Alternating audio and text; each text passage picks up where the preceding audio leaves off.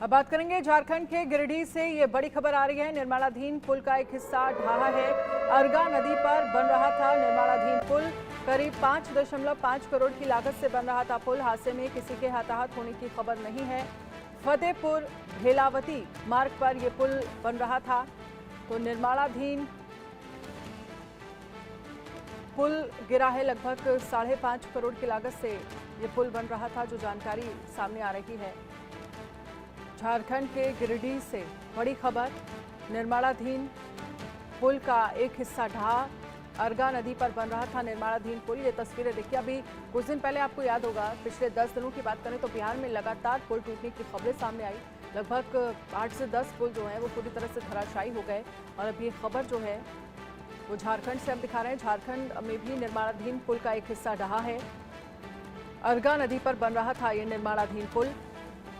करीब 5.5 करोड़ की लागत से पुल का निर्माण कराया जा रहा था। हादसे में किसी के हताहत होने की खबर नहीं है। फतेहपुर भेलावती मार्ग पर यह पुल जो है वो बन रहा था।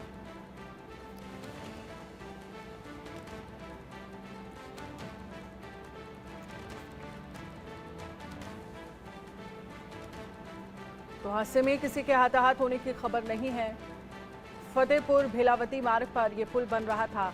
तस्वीरें जरा देख लीजिए किस तरह से बारिश हुई और पुल जो है वो पूरी तरह से धराशायी हो गया।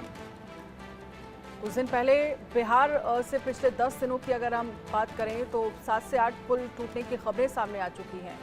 और लगातार बिहार प्रशासन पर सवाल खड़े हो चुके हैं कि किस तरह की सामग्री का इस्तेमाल पुल निर्माण में किया जा रहा है, जो एक ही बारिश में पुल पूरी तरह से धराशायी हो जा रहा है। और अब सवाल जो है वो झारखंड पर है कि किस तरह से ये पुल जो है वो ढहा है। जांच का विषय है। और अगर एक बारिश में पुल पूरी तरह से गिर जाता है तो आप अंदाज़ा लगाइए कि अगर ये पुल बनकर तैयार हो जाता और जब लोगों की आवाजाही इससे शुरू होती है उस वक्त क्या नज़ारा होता। बड़ा हादसा हो सकता था। रितेश मिश्रा ज़्यादा जानकारी के लिए हमारे साथ जुड़ गए हैं। रितेश, क्या जानकारी है? गिरिडीह में जो पुल ध्वस्त हुआ है इसको लेकर क्या अपडेट?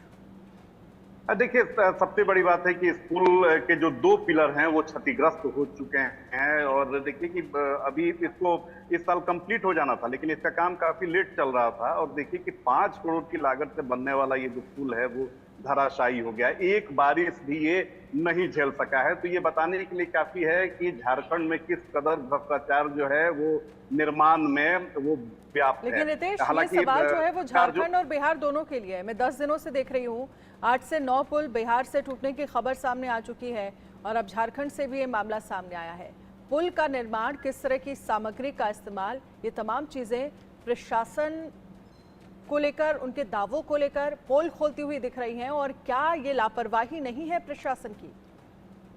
देखिए, सबसे बड़ी बात है कि भ्रष्टाचार निचले लेवल से लेकर जो एकदम ऊपर तक कहा जाता है वहां तक व्याप्त है। और यही कारण है कि भ्रष्टाचार पर कभी न इंजीनियर की नजर पड़ती है, न विभाग के मंत्री की नजर पड़ती है, न अधिकारियों की नजर पड़ती है, क्योंकि नेक्सस इनका बहुत बड़ा है। और जाहिर सी बात है कि जब ठेकेदार को हर पल पैसा देने की जरूरत होगी, उसे कमाने की जरूरत होगी, तो वो निर्माण सामग्री जो है वो घटिया इस्तेमाल करेगा। जब घटिया निर्माण सामग्री इस्तेमाल होगी, जब एसओपी का पालन नहीं होगा, तो इसी तरह से पुल जो है वो धराशायी होंगे। क्योंकि देखिए, बिहार का ही पार्ट है झारखंड, तो जाहिर सी बात है कि वहां भी जो कार्य प्रणाली है अभी भी बिहार का असर वहां देखने को मिलता है। यहाँ पुल का टेंडर कर दिया जाता है, उसके बाद जब मंत्री प्रयास करते हैं भूल जाते हैं।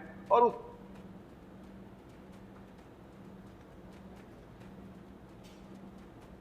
चलिए रितेश, बहुत बहुत शुक्रिया तमाम जानकारी के लिए। आवाज़ आपकी ठीक से हम तक नहीं पहुंच पा रही है। तो झारखंड के गिरिडीह की ये तस्वीरें हैं जहां पर निर्माणाधीन पुल का एक हिस्सा